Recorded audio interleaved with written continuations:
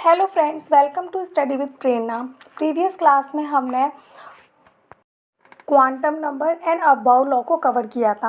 आज हम रिमेनिंग जो टॉपिक हैं आइसोटॉप्स, आइसोबार्स एंड कुछ लॉज को डिस्कस करेंगे। पहले हम बात करेंगे हाइजेनबर्ग अनसर्टेनिटी प्रिंसिपल की। तो इस प्रिंसिपल के अकॉर्डिंग किसी भी एटम में इलेक्ट्रॉन के मोमेंटम और पोजीशन को हम एक साथ फिक्स नहीं कर सकते।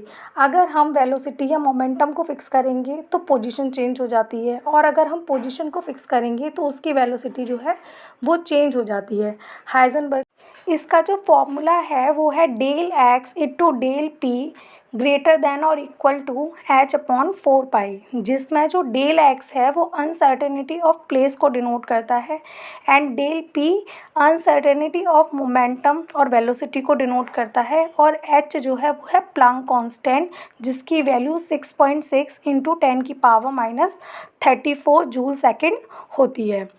नेक्स्ट जो लॉ है हमारा वो है Pauli exclusion law. Pauli exclusion law के अकॉर्डिंग किसी भी एटम में कोई दो इलेक्ट्रॉनों के चारों क्वांटम नंबर जो हैं वो सेम नहीं हो सकते।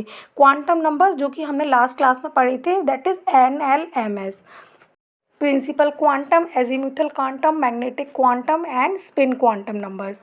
किस लॉ है हमारा हुंड प्रिंसिपल। तो जो हुंड प्रिंसिपल है वो क्या कहता है, उसके अकॉर्डिंग एनर्जी सेल के प्रत्येक ऑर्बिटल में जो है वो इलेक्ट्रॉन एंटर करता है, जो पहले क्लॉकवाइज स्पिन करते हैं, और जब सारे जो है ऑर्बिटल वो फिल हो जाते हैं उसके बाद वो एंटी क्लॉकवाइज फिल होते हैं एंड स्पिन करते हैं। लाइक एग्जांपल में कार्बन जिसका एटॉमिक नंबर 6 है और जो इसका इलेक्ट्रॉनिक कॉन्फ़िगरेशन है वो है 1s2 2s2 and 2p2।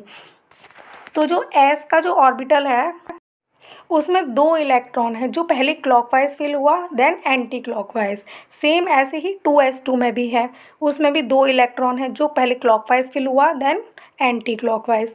2p2 में जो है वो 3 ऑर्बिटल है, लेकिन इसमें इलेक्ट्रॉन जो है वो दो ही हैं, तो वो पहले दोनों में ही जो है वो क्लॉकवाइज फिल होता है, और जो लास्ट वाला ऑर्बिटल है वो हमारा ब्लैंक रह जाता है।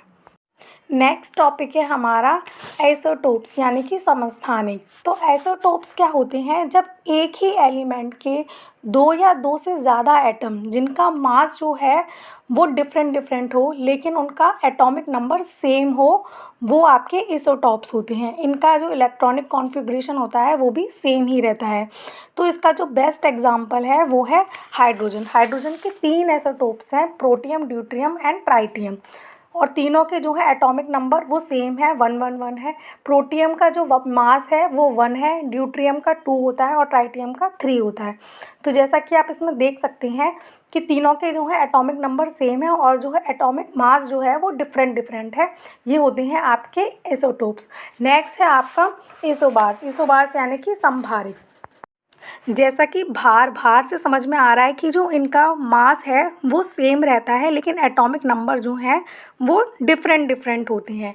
लेकिन इसमें जो एटम्स जो हैं वो डिफरेंट एलिमेंट के होते हैं। Isobars are atom of different element with different atomic number but have same mass. लेकिन for example argon, potassium and calcium, ये तीनों ही जो हैं वो डिफरेंट एलिमेंट हैं, बट इनके मास जो हैं वो सेम है, बट एटॉमिक नंबर जो हैं वो अलग अलग है। जैसे आर्गन का 18, पोटेशियम का 19 एंड कैल्शियम का 20। तो इसलिए जो इनका इलेक्ट्रॉनिक कॉन्फ़िगरेशन होता है वो भी डिफरेंट होता है, क्योंकि इनका एटॉमिक नंबर जो हैं वो डिफरेंट होते हैं।